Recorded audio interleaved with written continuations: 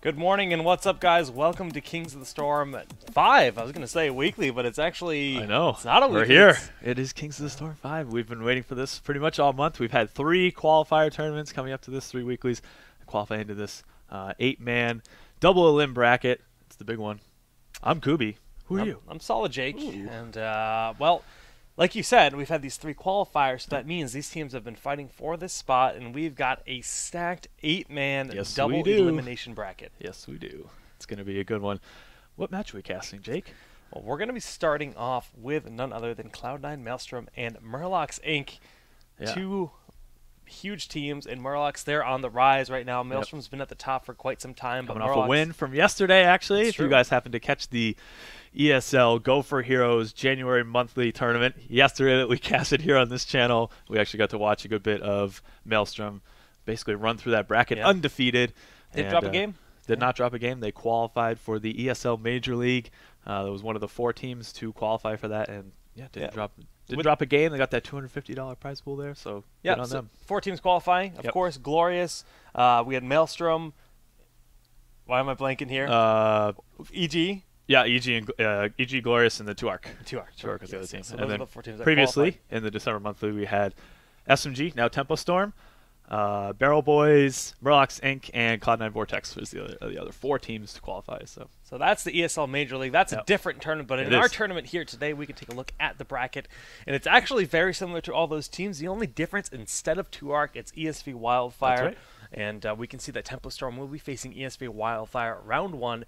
Barrel Boys will be playing against Glorious, and I believe that game will be cast over on twitch.tv/ZoyaTV if you'd like to watch that at the same time as our broadcast.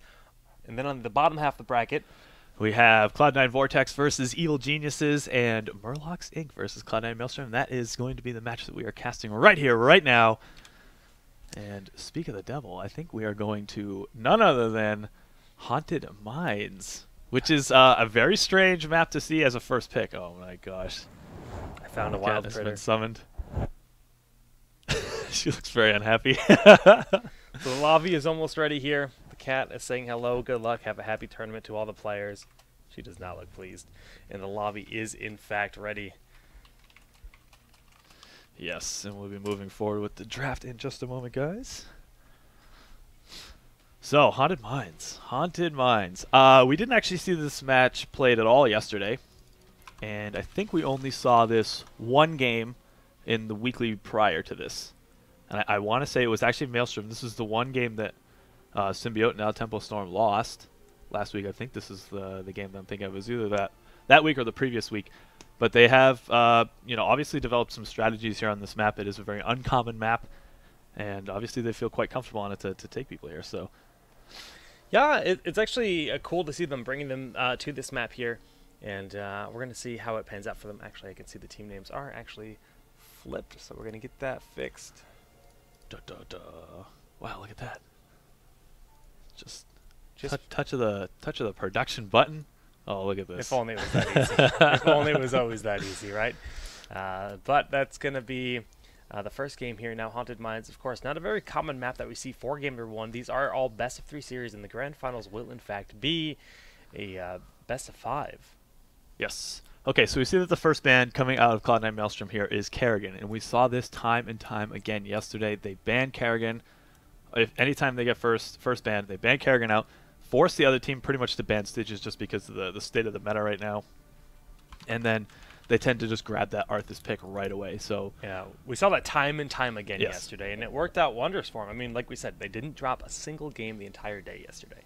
Yep. And there's Tychus, so they're not doing the ordinary, so this will actually allow them to grab Stitches. I mean, we'll see. I actually don't recall if there were any games.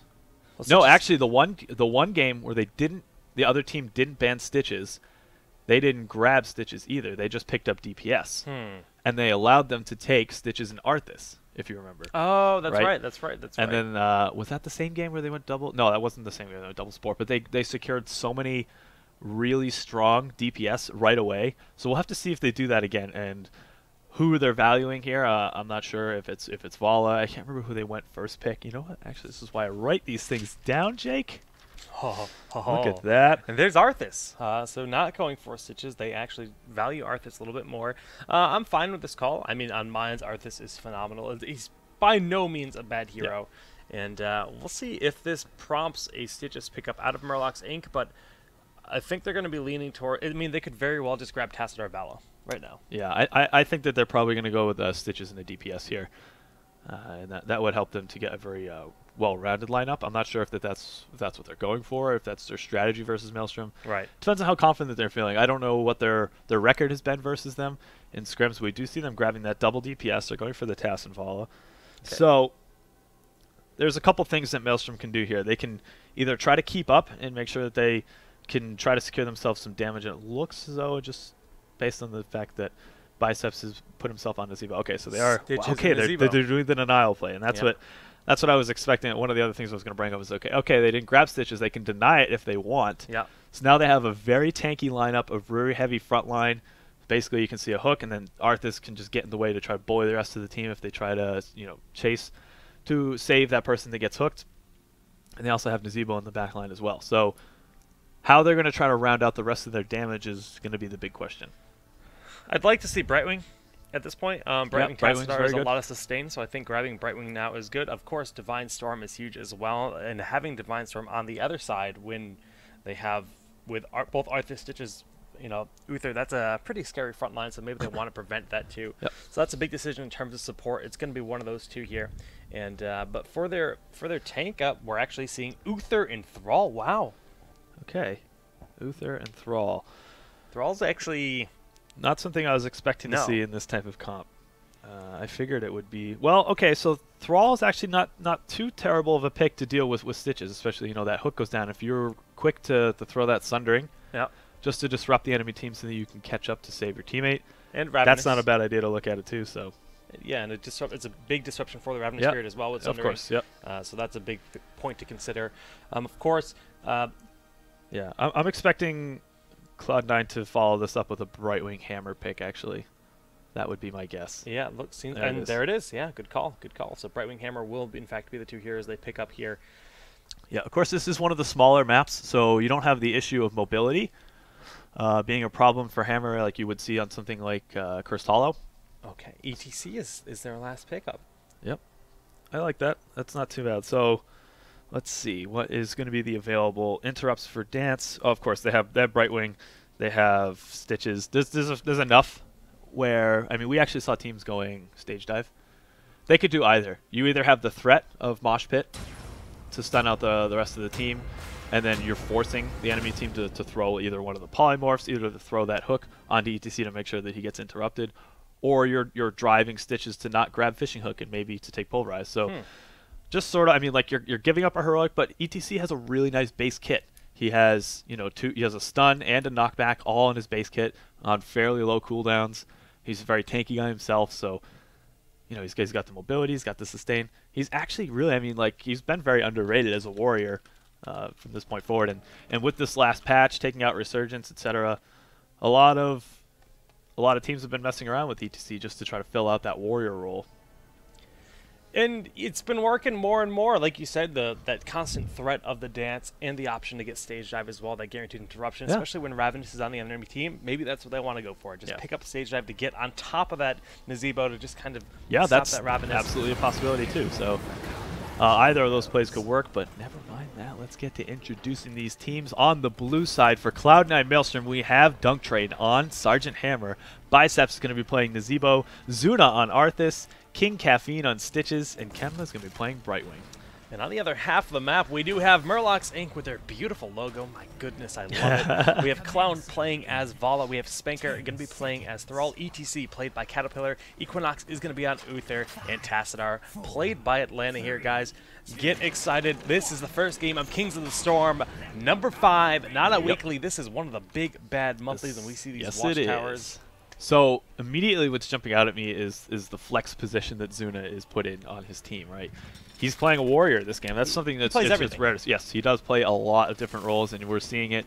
He has played, he plays Hammer. He plays. So I was looking immediately like, who's on Hammer? Oh, it's actually Dunk Train, not Zuna. Zuna is usually the person that we would see, but it's also odd to see a double warrior lineup. So And, you know, yesterday we saw Dunk playing a lot of Zebo. We have Biceps and Zebo here. I mean, this team, they rotate around. Pretty much everybody rotates between the heroes except Kenma. Kenma's pretty much their static support. Yeah, and I would say more often than not, King Caffeine, yeah, like you said, he's on Stitches, or he's on Warriors. But Dunk is getting really low. That Zap was almost enough the chain lightning coming out of Thrall, but not able to secure that kill, and he's going to be backing on up and actually just tapping that well and making his way back on in. The aggression out of both teams was pretty hard at the very start here, but we see that Murlocs Inc. opted to rotate down to try to defend, and did a good job pushing them back. Yes. So, Brightwing picked up Bribe on this map. There's only 3 Merc camps available, and typically the Siege Giants that get picked up right after the golem has been summoned. That's usually used for defense, so most of the teams are going to be focusing on that anyway. How do you feel about the Bride pickup? I mean, some players still opt for it, but Dunk getting low here. The stun comes out, but Atlanta going to be the first one getting burned down here. Dunk backing up as well. The shield beats are real and staying alive. Now, Equinox actually not staying alive. The first game, first death of the game. Back to the topic of Bribe. Really, you have 3 choices here. You can go for the Pixie Dust upgrade, which makes you have 3 blocks instead of 1. Yeah. Or you can go for the increased damage on the center of the Arcane Flare, which helps you clean mines a little bit. The additional damage on enemy heroes, it's nice. It doesn't really add up to that much, but like you said, there's so few Merc camps. But sometimes if they want to get greedy and try to take the Knights, it's actually quite good for grabbing the Knights quickly. Yeah, so that's there is definitely utility in Bribe on this map. Yeah, so we do see that those first set of mines is opening up, and it looks as though I was going to say that Murlocs had the the good advantage getting in there, but ETC did get hooked. That's probably the best target on their team to get hooked because it does have that mobility. You can pass through heroes to get in, and they're at a pretty good advantage to pick up skulls here. But a team fight's gonna happen. Maelstrom is really looking to press this fight. And Clown is way out of position right now. Caffeine looking for him. He's got that hook, and he does hit the hook with Biceps and Caffeine unloading on him. He's just going to be in full-on retreat mode. Meanwhile, the rest of the team is kind of healing. We see that Caterpillar and Atlanta, again, fighting here. The 3 members of Cloud9. Caterpillar getting super low, and he's going to end up falling. Right now, Zuna is very low on the other side as well. We see Cloud coming from the backside to pick up the kill. It's 1-for-1 right now, but there goes ETC. 2-for-1 in favor of Cloud9, and Clown is going to be dying here. Is he? Yeah, Kenma's going to be able to get some auto attacks in on him here, and if the worst case scenario, he can Pixie himself just to make sure he gets that movement speed bonus. I was going to say overall, Murlocs was basically trading health for skulls early on, and there was no way that they could sustain that type of team fighting situation. They were going to lose people eventually, so doesn't surprise me that they did end up taking that 2-for-1 in that situation. And it paid off for Maelstrom here. They're going to get the majority of the skulls. Well, we'll have to see who ends up taking the boss, but in terms of the auxiliary skulls, yeah, Maelstrom's ahead. Maelstrom is ahead, but we see Biceps is Hearthing on back. Zuna is down here looking to peel, but it looks like Maelstrom's actually going to be opting to put the aggression on instead of keeping their time in the mines. Now, looking at the bribe stacks for Brightwing, we can actually see that there is only 1 bribe stack available right now, and they can go for the Knights, or they can just go to straight out push out a lane. Right they're going to steal offensive Giants, it looks like. So we were talking about how teams will grab their Giants just to get that extra defense versus the Golems to push down the adjacent lanes there. But if the enemy takes this opportunity, as we can see here, Murlocs grabbed the boss in the bottom of the mines to get that extra set of skulls, but Maelstrom is taking this opportunity to grab the offensive Giants so that they can't use them defensively. And that's great. That's a nice pickup, and this will actually give them time to rotate back, make sure they get their Giants. It's kind of risky to try to grab the Knights at this point. Yeah. But like you said, the Giants are actually probably worth more than the Knights. Yeah, I mean, it's something that Murlocs, they have to clean it up, and we can see that they're dealing with that right now. Now the golems haven't been summoned yet, but I mean, this is basically just a defensive tool that Maelstrom has basically given up instead of taking the extra skulls there. So we'll have to see how it pans out for them. Right. Who ends up cleaning up the giant faster? I would guess that the 65 skull golem will still probably survive longer. But they basically made the most of the situation. Yes, okay, we can't take the golem. Yes and no. When you consider this wall is already down, though, this golem, it might only have 35 skulls, but this wall is ready and open. And on the other side, I mean, Vala was able to take out one of the towers, but that's a pretty nice advantage for them. They're defending. That's interesting. Yeah. So Murlocs on the defensive here, trying to defend this golem to become specking in. Yes, it is the smaller golem, but with them aggressing forward with it, can do a lot. Dunk Train actually boosting forward towards Clown right now, and Dunk Train's not going to have that boost for a while, so that's going to be a target that they're going to be looking to get. Okay, so we see that Maelstrom is obviously getting very aggressive, and it looks as though Murloc has made the decision to try to defend here in this situation. Spanker's getting really low. He's getting chased down by Dunk Train right now. Throws down that Chain Lightning. He has that Wind Fury to try to heal himself up, but didn't quite get the kill off yet, so that means he's got quite a few stacks on that trait towards that heal, but he's going to be Hearthing right on back and going back on forward. again, this golem has made it all the way back to the keep, even though it's a smaller golem. But meanwhile, that 65 skull golem going into contesting is going to be doing a lot to that top 4. Yeah. It's pushing slower, but it's going to get there eventually. Oh, that's a really nice hook. Over the edge there. Yeah. I mean, not the wall. You can actually go through this wall here, though. This is a solid wall that cannot be hooked through. A nice hook. They don't end up capitalizing off of that. And this golem, how's he doing? It looks like he'll be able to get this fort. Yeah, he will. So I'm actually questioning Murloc's decision to defend. Usually you want to take this opportunity, especially when you have a heavier golem. Like, they could have probably pushed further than Maelstrom did there. And I'm not sure if they're just afraid of the Hammer's ability to outpush the rest of their team, and they just wanted to try to put some pressure on that. Yeah. But I still think that they could have pushed this golem a little bit further if they had chosen to go on the offensive. Basically, you don't really want to be fighting underneath the enemy's golem, because that's like AoE stuns you have to just, you know, position around, and Maelstrom uses that to their advantage to try to press that advantage further. I mean, we're talking Hammer Zebo with the wall already down. Yeah. It's a tough call to make, and I think it ended up being okay. I mean, the game's not really too far to control.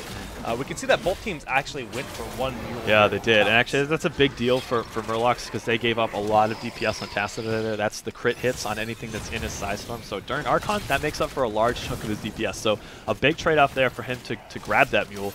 And we actually don't have Cleanse on Brightwing, but he chose to go in Venom at level 4, so that's a bit of healing that he's giving up. So I can understand why he chose to go Gust of Healing here.